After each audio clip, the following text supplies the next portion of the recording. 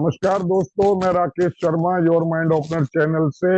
आज बात करेंगे बढ़ती हुई कीमतों की, महंगाई की, और महंगाई क्यों है इस बारे में जानेंगे। क्या ये हमारी गवर्नमेंट की रॉन्ग इकोनॉमिकल जो पॉलिसीज हैं उनके वजह से है, या किसी और जो दूसरी स्ट्रेटेजीज हैं, जो दूसरी पॉलिसीज हैं उनकी वजह से है। आज इसको हम तफसील से जानेंगे। हमारे साथ जाने माने इकोनॉमिस्ट डॉक्टर प्रदीप केसरी जी हैं, जो रिटायर्ड जीएम हैं आईडीबीआई से, और हमारे साथ प्रोफेसर डॉक्टर महेश कौशिक जी हैं दिल्ली यूनिवर्सिटी से। आप बहुत एकेडमी के क्षेत्र में इसमें, और बहुत ही इंटेलेक्चुअल लोगों में से आपकी गिनती होती है, और इकोनॉमिस्ट हैं बहुत जबरदस्त। तो मैं सीधा पूछ रहा हूँ प्रदीप जी, आप ये बताएं जी। कि आम आदमी ये कह रहा है कि महंगाई बढ़ रही है, सरकार की कुछ पॉलिसीज, आर्थिक जो नीतियां हैं वो कहीं गड़बड़ है, गलत है, या इसकी वजह से महंगाई बढ़ रही है। क्या आप इस बात का समर्थन करते हैं, और समर्थन करते हैं तो बताएं पॉलिसीज में कहाँ गड़बड़ देखिए, जो है जो महंगाई जो बढ़ रही है, पहले ये ध्यान देना होगा किन चीज़ों की महंगाई बढ़ रही है, क्योंकि आम आदमी को प्रभावित करती है। उन चीज़ों की महंगाई बढ़ रही है, लेकिन उन चीज़ों में क्या क्या आता है वो ज़्यादा अगर आप गहराई में जाएंगे तो एक तो पेट्रोल और दूसरा है फूड। ठीक है, फूड में भी जो है कुछ फूड ग्रेन्स और अदर चीज़ों की महंगाइयाँ बढ़ी हैं इन दिनों। लेकिन ये इसका कारण अगर आप ज़्यादा ध्यान से एनालाइज करेंगे तो ये व्यापक रूप से ये हो रहा है, विश्वव्यापी रूप से हो रहा है। जो महंगाई जो बढ़ रही है विश्वव्यापी समस्या है, और विश्वव्यापी समस्या होने के नाते इसका निदान भी जो है विश्वव्यापी ही हो सकता है। लेकिन हर देश के पास अपने अपने कुछ टूल्स होते हैं, जिसको हम आर्थिक जो है हथियार बोल सकते हैं, जिनके माध्यम से वो अपने अपने देश की महंगाई को कंट्रोल करने की कोशिश करती है। लेकिन अगर पूरे विश्व पैमाने पर अगर परिप्रेक्ष्य में देखेंगे तो हमारे देश के जो भी अर्थशास्त्री हैं या जो हमारे देश की गवर्नमेंट है, जो पॉलिसी मेकर्स हैं, डिसीजन मेकर्स हैं, इन लोगों ने एक कदम जो है बहुत ही अच्छा लिया है, जिससे कि उन्होंने काफी कुछ कंट्रोल करने की कोशिश की है अपने देश के अंदर महंगाई को। जैसे अगर आप देखें तो आपने शायद पढ़ा होगा कि फूड ग्रेन के निर्यात पर प्रतिबंध लगा दिया गया, और या उसको जो है कंट्रोल करने की कोशिश की गई। ठीक है, एक सबसे बड़ा कारण है जिसकी वजह से फूड ग्रेन की महंगाई जो है पेट्रोल की महंगाई बढ़ने के बावजूद भी वो नहीं बढ़ी। पेट्रोल की कीमतों का जहाँ तक है वो भी जो है बहुत ज़्यादा हमारे यहाँ नहीं बढ़ाई गई, क्योंकि पहले से भी थी ज़्यादा, तो उसको और ज़्यादा जो है बढ़ने नहीं दिया गवर्नमेंट ने। ठीक है, अब महंगाई जो है ये दो वजह से, अब ये पेट्रोल ऐसी चीज है जो कि हर चीज में अफेक्ट करती है, इनपुट के रूप में जाती है। ठीक है, ईंधन है ये। तो ऐसे फूड ग्रेन का भी बहुत सा उपयोग होता है बहुत सी चीजों में। तो महंगाई जैसे अगर आप देखेंगे विश्वव्यापी स्तर पे, जैसे अमेरिका जैसा देश, यूरोप के तमाम देश, इवन जापान जो है, ऐसे ऐसे देश जहां पर की महंगाई की दर जो है हरदम 2% से भी कम रही है। कहीं कभी कभी तो जापान वगैरह में तो नेगेटिव हुआ है। तो ऐसी स्थिति में वहां पर महंगाई की दर अगर आप देखेंगे तो 7 से 8%, कभी कभी 9 तक भी छू गई है। तो अगर एवरेज 7% भी देखें तो हिंदुस्तान में महंगाई की दर लगभग 6% या उससे ऊपर जो है बढ़ी है यहाँ पर। ठीक है, 6% से ऊपर बढ़ना हिंदुस्तान में, खासतौर से हिंदुस्तान के परिप्रेक्ष्य में माना जाता है कि वो अच्छा नहीं है। तो उसको कंट्रोल करने के लिए जो मौद्रिक संतुलन किया जाता है हमारे देश में, हमारे देश की जो रिजर्व बैंक है वो क्या करती है कि जो बेसिक की इंटरेस्ट रेट है, ठीक है, अब उसके हम डिटेल में नहीं जाएंगे क्योंकि वो बहुत ही टिपिकल टर्मिनोलॉजीज हैं उसमें। तो जी। की इंटरेस्ट रेट आप मान लीजिए, उसमें रेपो, रिवर्स रेपो और भी कई चीजें आती हैं, उसको उन्होंने जो है बढ़ाया, और ये लगातार बढ़ा है। अभी भी 2 दिन पहले जो है जो पॉलिसी वहां से इशू हुई है उसमें भी बढ़ाया। तो इस तरह से उसको बढ़ा करके महंगाई को कम करने की कोशिश की गई। लेकिन प्रॉब्लम सबसे बड़ा यह है कि अभी अभी हम लोग जो है, या पूरा विश्व भी जो है, ऐसी स्थिति से उभरा है, जबकि मंदी की स्थिति जिसको हम बोलते थे, और उसमें भी जो है मंदी की स्थिति में काफी बेरोजगारी भी क्रिएट की गई।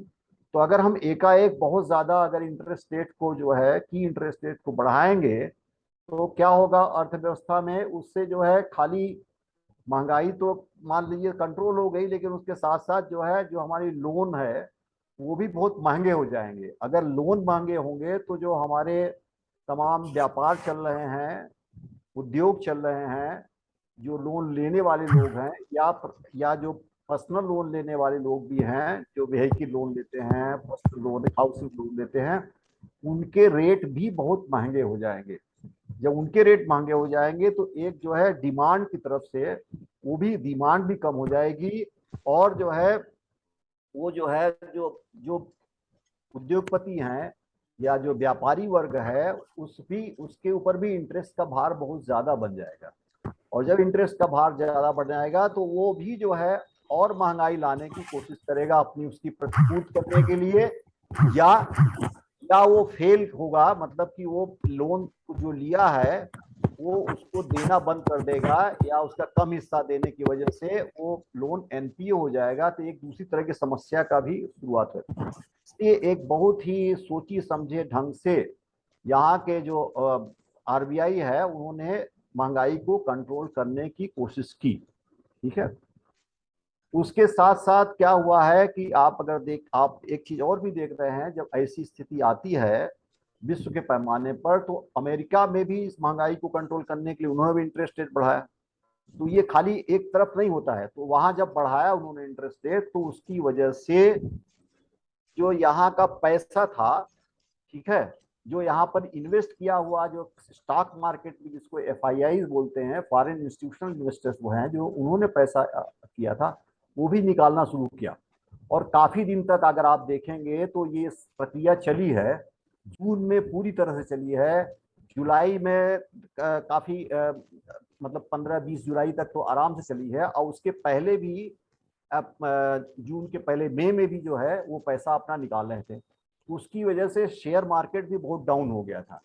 लेकिन हर्ष का विषय ये है कि आज की डेट में, आज जिस दिन हम लोग बात कर रहे हैं, या एक हफ्ते के अंदर जो ये सबसे बड़ी बात ये हुई है कि एफआई को ये लगने लगा है कि अगर विश्व की अर्थव्यवस्था में कहीं भी कोई चमक बाकी रह गई है, तो चमक जो बाकी है वो बड़ी अर्थव्यवस्थाओं में खास तौर से, तो वो हिंदुस्तान की अर्थव्यवस्था में वो चमक जो है बनी हुई है। ठीक है, हिंदुस्तान की अर्थव्यवस्था मतलब धीरे धीरे करके पटरी पर आई है। फर्स्ट क्वार्टर के रिजल्ट्स जो है अगर आप देखेंगे तो सबके बहुत अच्छे रिजल्ट्स हैं, कंपनियों के भी अच्छे रिजल्ट्स हैं, और अभी आज की डेट में आज ही बताया गया है कि ग्रोथ रेट जो है हमारा बहुत अच्छा, मतलब करीब 10% से ऊपर, मतलब इस तरह से जो एस्टिमेशन है, एक रफ एस्टिमेशन है, उसके हिसाब से दिखने लगा है। ठीक है, तो इसका मतलब ये हुआ क्योंकि चाइना में भी इस समय प्रॉब्लम है, वहां पर उन्होंने ऐसा कुछ किया है कि जिसमें चाइना चाइना और इंडिया जो डिटेल में ले गए है, प्रदीप जी, डॉक्टर प्रदीप जी, मैं आम आदमी की तरफ से आपसे सवाल पूछता हूँ। ये सब चीजें टेक्निकलिटीज हैं आप जो बता रहे हैं, हम जानना सीधा सीधा ये चाहते थे, मैं आपके पास आऊंगा अभी थोड़ी देर में, कि क्या ये महंगाई जो बढ़ रही है, आम आदमी ये कह रहा है कि गवर्नमेंट की पॉलिसी जो है गड़बड़ है, कहीं ना कहीं उनमें कमी है, इकोनॉमिकल पॉलिसी जो है उसकी वजह से आम आदमी पिस रहा। मैं इस सवाल के जवाब को आपसे लूंगा, तब तक मैं डॉक्टर महेश कौशिक जी के पास जा रहा हूँ। यही जवाब देना चाह रहा हूँ कि ये ऐसी गवर्नमेंट की ओर से कोई कमी नहीं है, डॉक्टर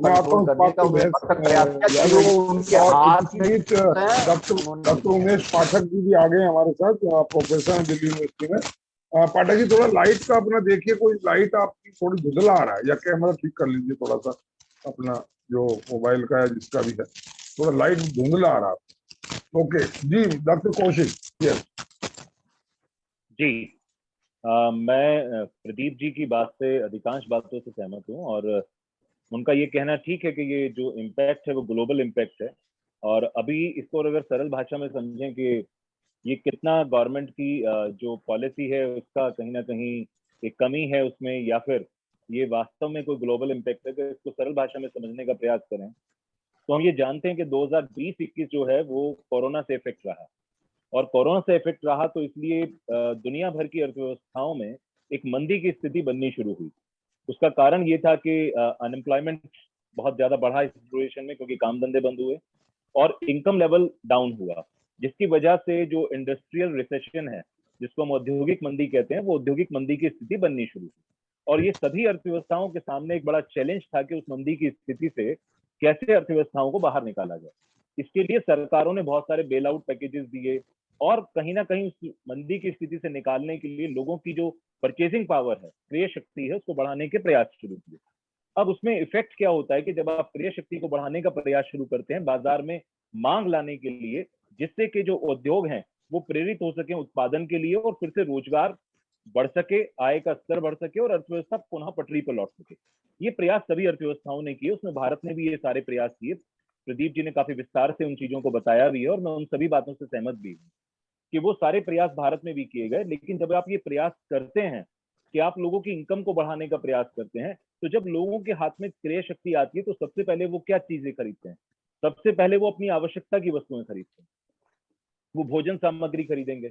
और जैसा प्रदीप जी ने भी कहा, पेट्रोलियम प्रोडक्ट्स हैं, उनकी डिमांड तो आसानी से डाउन होती नहीं है, क्योंकि वो सब चीजों में प्रयोग होते हैं। ट्रांसपोर्टेशन में आपका सारी जगह पर पेट्रोलियम प्रोडक्ट्स यूज होते हैं। उसके अलावा जब व्यक्ति की आय बढ़ेगी तो वह खाद्यान्न वस्तुओं को खरीदेगा, तो इन सबकी मांग जो है वो तेजी से बढ़ेगी।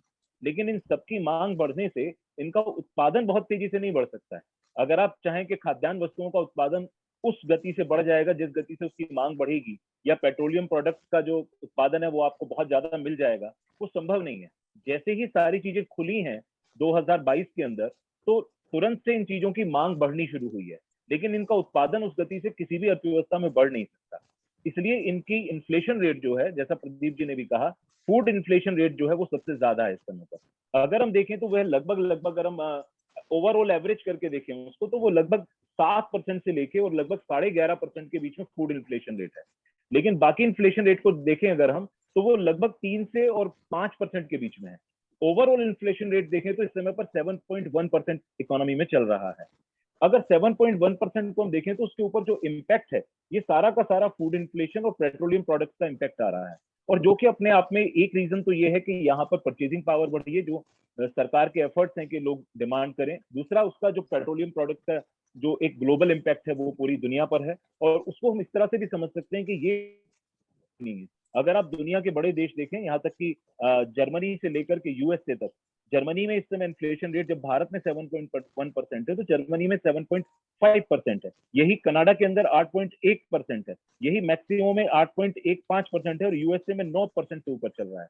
तो अगर हम ये सिर्फ ये कहें कि भारत में सरकार की नीतियां गलत हैं इसलिए ये इन्फ्लेशन रेट इतना ज्यादा है, तो ऐसा कहना मुझे लगता है कि ठीक नहीं होगा। और मुझे लगता है प्रदीप जी ने भी यही बात अपने अंतिम वाक्य में कही है।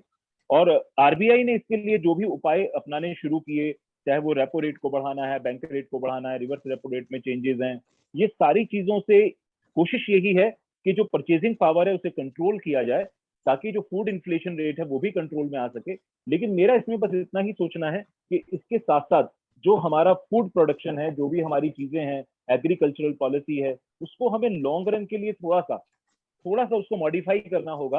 अपनी जो इकोनॉमी की नीड है आने वाले टाइम में 2022-23 के हिसाब से, उसके हिसाब से गवर्नमेंट को कुछ चेंजेस उसमें लाने पड़ेंगे, जिससे कि जो हमारी बढ़ती हुई आवश्यकताएं हैं इन चीजों की, उसके अनुसार हम उत्पादन भी आने वाले समय में, क्योंकि ये कोई 15 दिन या महीने के अंदर उत्पादन नहीं बढ़ाया जा सकता। आज आप पॉलिसी को लेकर आते हैं तो वो 2-3 साल 4 साल तो उसका इम्पैक्ट आने में लगता है। तो वो सरकार को उस दिशा में भी प्रयास बढ़ाने चाहिए, उस ओर ध्यान देना चाहिए। तो मुझे लगता है कि धीरे धीरे स्थिति पहले से बेहतर हुई है, आने वाले समय में और बेहतर हो जाएगी। लेकिन जनता क्योंकि कहीं ना कहीं खाद्यान्न वस्तुओं की कीमतों से बहुत प्रभावित होती है, इसलिए ऐसा लग रहा है कि ये कहीं ना कहीं कुछ कमी रह गई है, जिसकी वजह से ये कीमतें बहुत तेजी से बढ़ रही हैं। तो ऐसा नहीं है, धीरे धीरे चीजें बेहतर स्थिति में होंगी, ऐसी आशा है जी। डॉक्टर पाठक, आपने सुना डॉक्टर कौशिक जी को, और थोड़ा आपने उनको डॉक्टर केसरी को भी सुना। What do you want to add in this discussion? मैं एक आम लेमैन बैठा हूँ, मुझे लगता है कि सरकार की पॉलिसी गलत है या कहीं कुछ गड़बड़ घोटाला है, जिसकी वजह से मैं महंगाई की मार झेल रहा हूँ। महंगाई जो है वो बहुत बेताशा तरीके से बढ़ रही है और मैं चिल्ला रहा हूँ, कोई सुन नहीं रहा। ये एक आम जनता या आम आदमी की बात है। अब इसमें आप लोग इसके स्पेशलिस्ट हैं, बताएं क्या इसका रीजन है।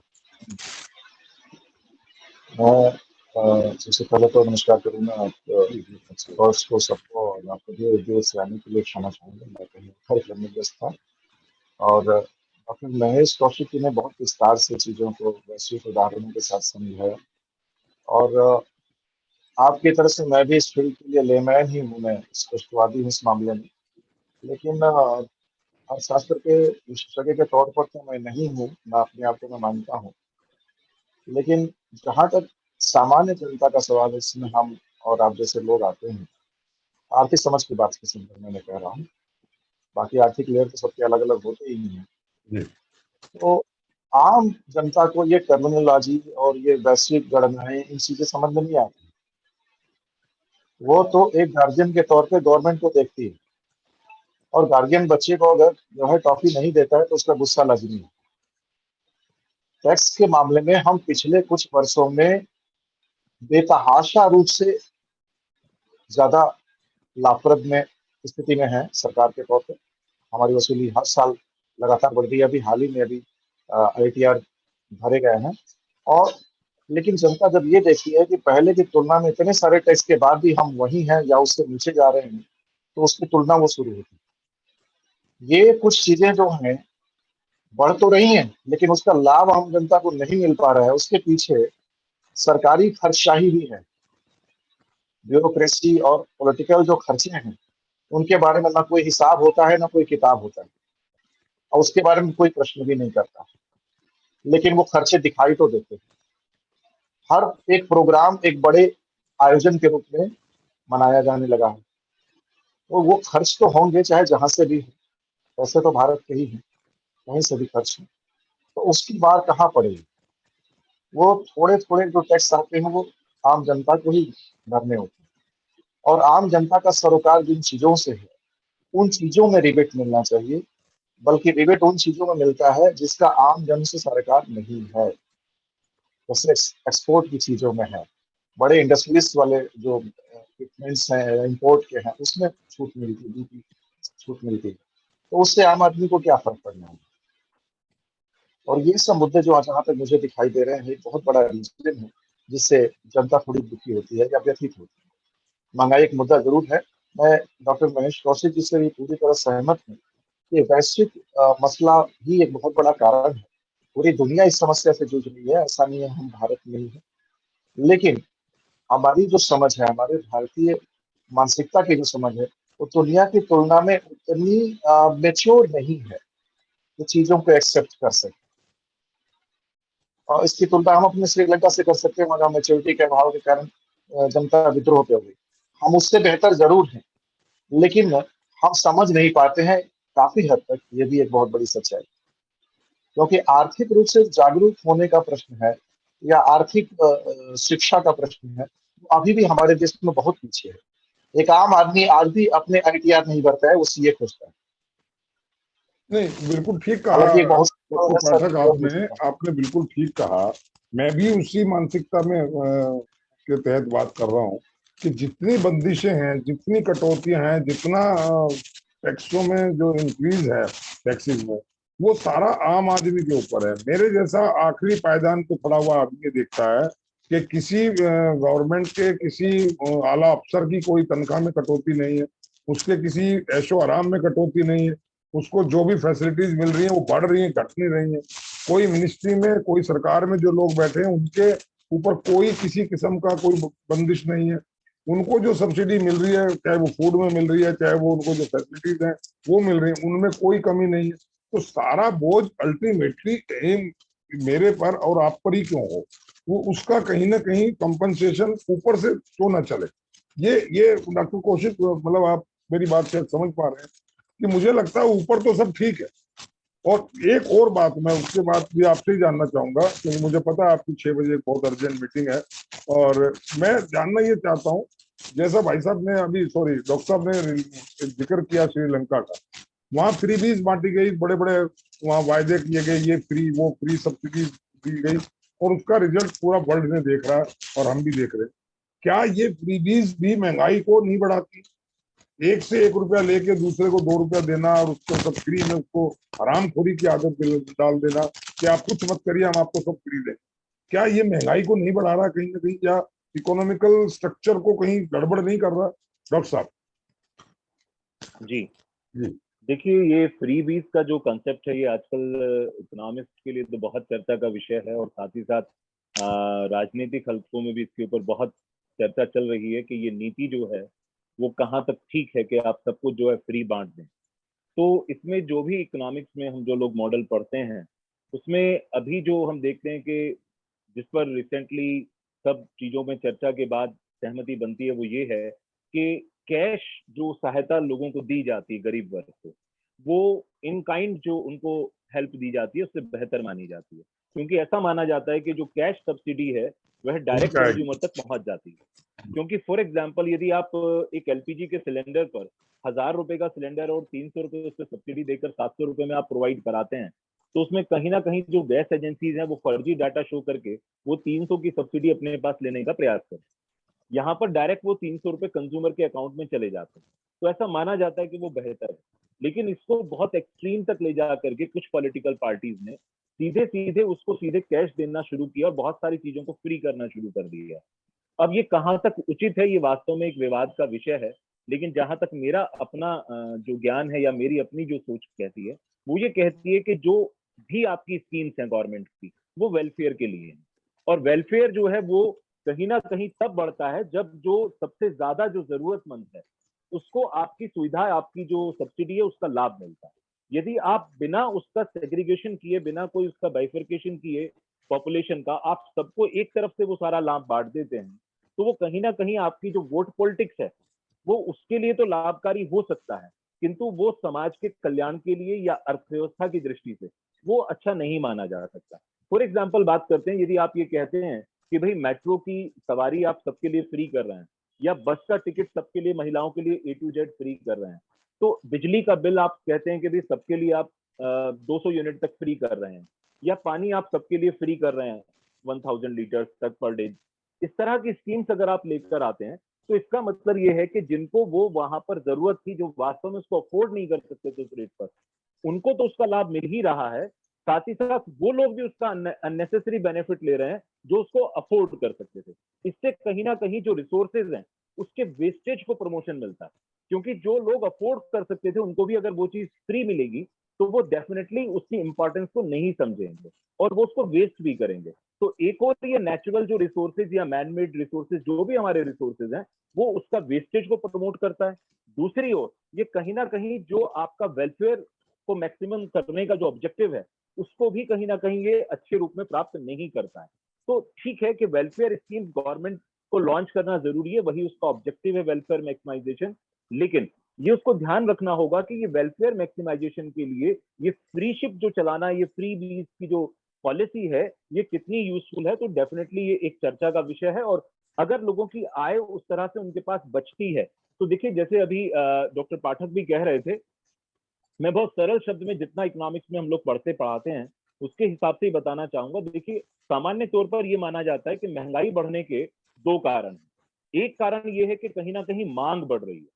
मांग अगर बाजार में ज्यादा होगी पूर्ति से तो कीमतें बढ़ेंगी, क्योंकि हर विक्रेता चाहेगा कि उसको कीमत ज्यादा मिले, और बाजार में यदि मांग है तो वो ज्यादा से ज्यादा कीमत पर बेचेगा अगर फ्री मार्केट है। तो इंडिया में जो फूड मार्केट है वो सारा फ्री मार्केट है, कंट्रोल्ड मार्केट तो है नहीं उतना, तो वो सारा का सारा फूड इन्फ्लेशन को बढ़ाएगा, डेफिनेटली वहां पर उसका इम्पैक्ट दिखेगा।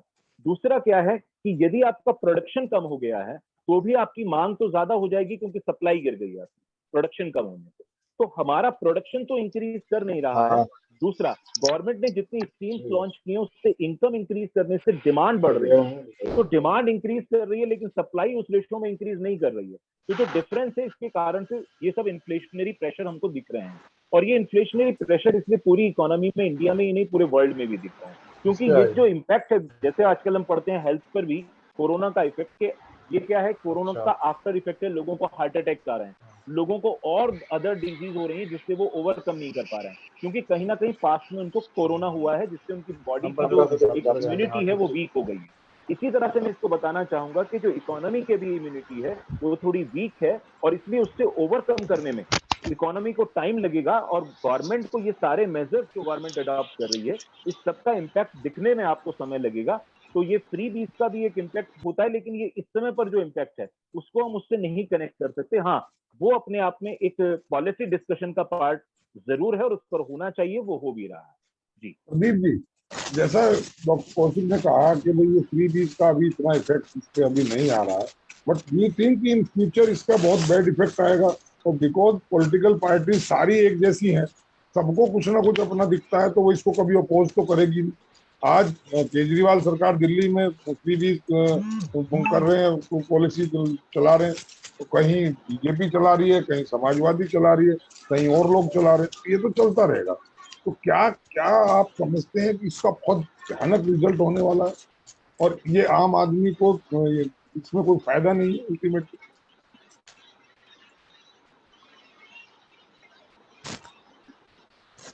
ऑडियो ऑडियो ऑडियो ऑन करिए, ऑडियो ऑन कर लें आप सर, ऑडियो ऑडियो ऑन कर लें।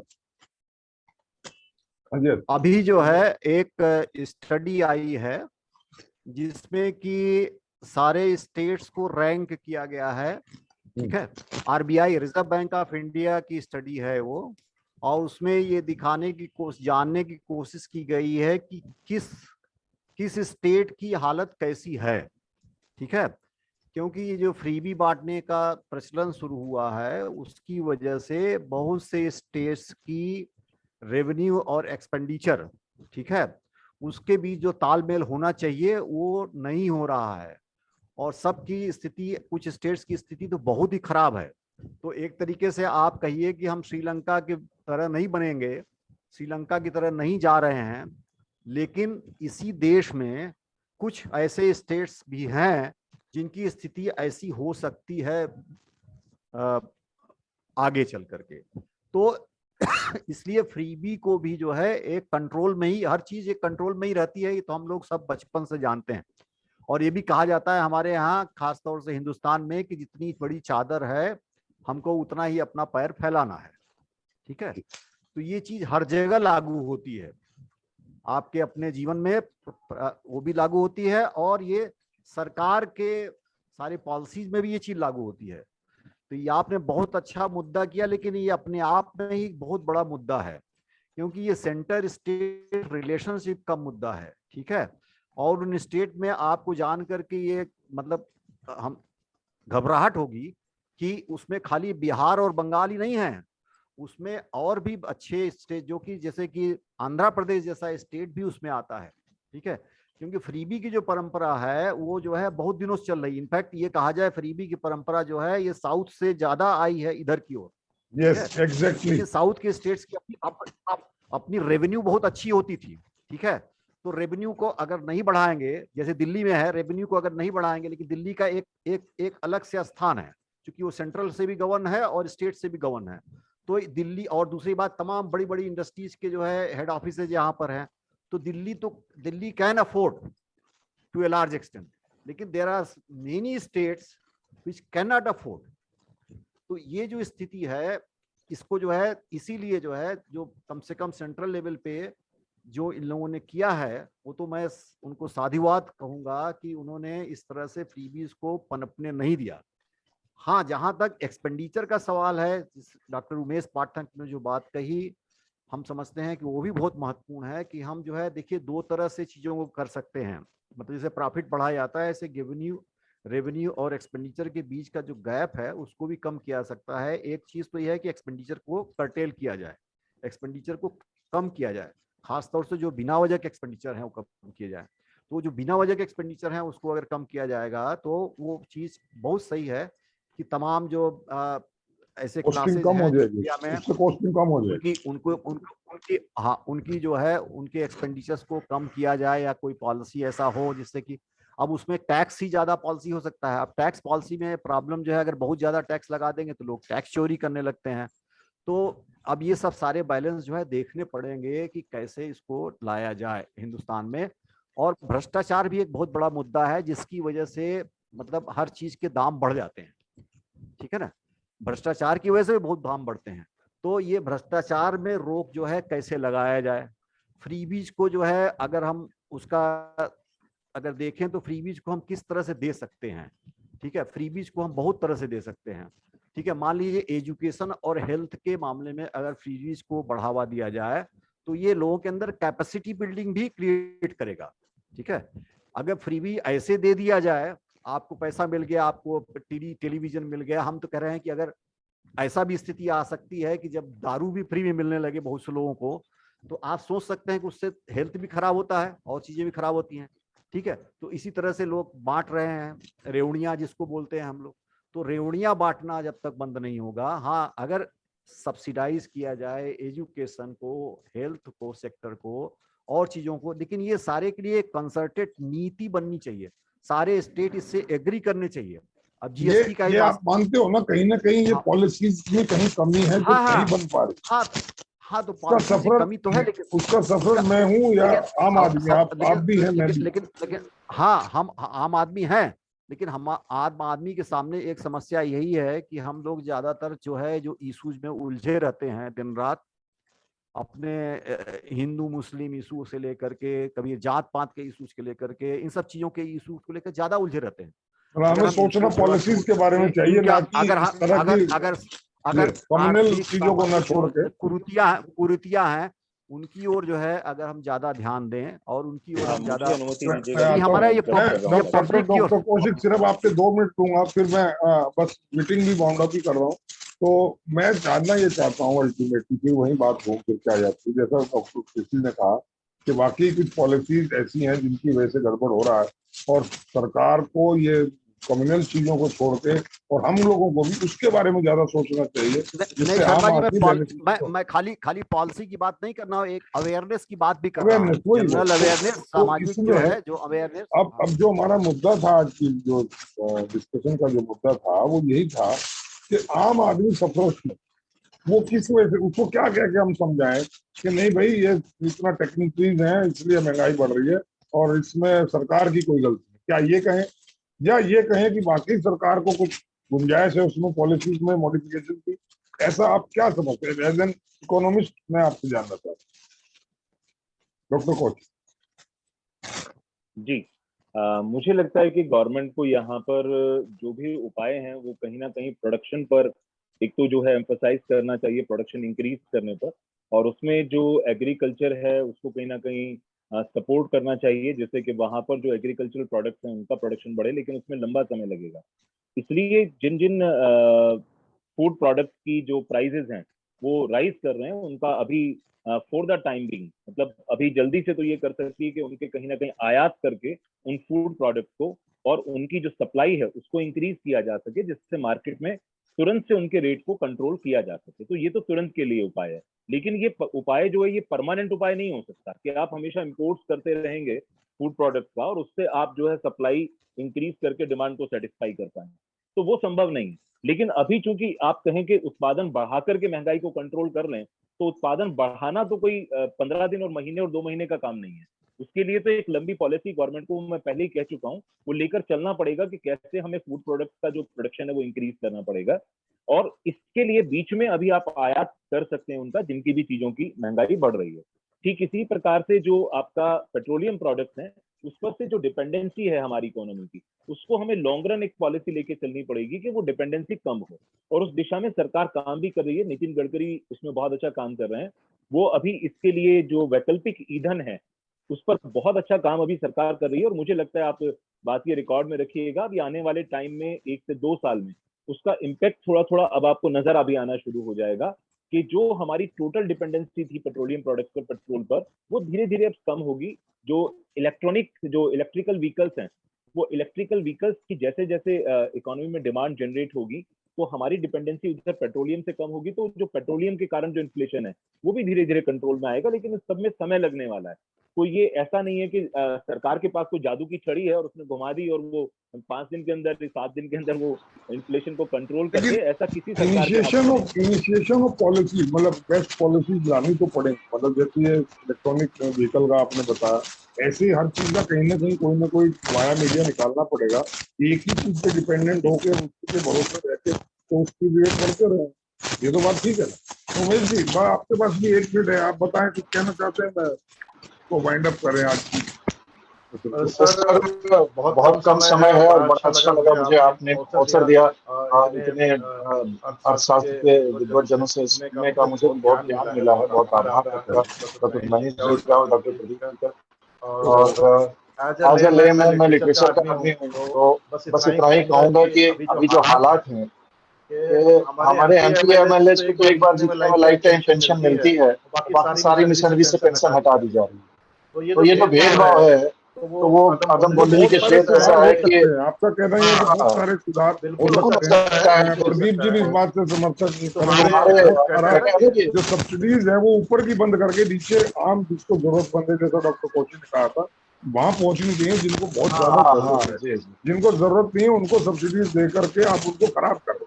गवर्नमेंट को इस बारे में सोचना पड़ेगा। सोचेगी गवर्नमेंट सर एक्चुअल नीडफुल जो पर्सन है उसको सब्सिडी मिले, उसको गवर्नमेंट की पॉलिसीज का, वेलफेयर पॉलिसीज का बेनिफिट मिले, ये होना चाहिए, इससे कोई मना नहीं कर रहा। जैसा डॉक्टर केसी ने कहा कि हेल्थ सेक्टर में जाना चाहिए, सेक्टर में जाना चाहिए, वहां मिलना चाहिए, ना कि इधर उधर की और चीजों में। तो ये वाकई बहुत सही बात है और आम आदमी सफर इसीलिए कहीं ना कहीं पॉलिसी में कहीं कोई अभी सुधार की गुंजाइश बहुत ज्यादा है और वो सुधार होगा तो महंगाई पर कंट्रोल हो सकता है। आप लोगों ने बहुत बढ़िया ढंग से एक्सप्लेन किया, बहुत सिंपल वे में आम आदमी की समझ में आया कि क्यों महंगाई आखिर बढ़ रही है। केवल किसी को ब्लेम करने से महंगाई घटने वाली नहीं, इसके लिए सोचना पड़ेगा, भ्रष्टाचार कम करना पड़ेगा और दूसरी पॉलिसीज में ईमानदारी के साथ, लगन के साथ काम करना पड़ेगा। कम्युनल चीजों को हटा करके दूसरी तरफ दिमाग लगाना पड़ेगा, तभी शायद हम सक्सेस हो पाएंगे अपने इस मिशन में कि आम आदमी को बेनिफिट मिले। आप सभी लोगों का बहुत बहुत धन्यवाद, आपने अपना अपना कीमती टाइम दिया, मैं आपका शुक्रगुजार हूँ। योर माइंड ओपनर चैनल ऐसे ही और विषयों पर भी और इसी विषय से जुड़े अन्य विषयों पर भी बात करता रहेगा। आज के लिए दोस्तों इतना ही, फिर मिलूंगा एक नए मुद्दे के साथ। तब तक के लिए जय हिंद, जय भारत, थैंक यू। बहुत बहुत धन्यवाद, बहुत बहुत शुभकामनाएं। आप लोगों को सबको आजादी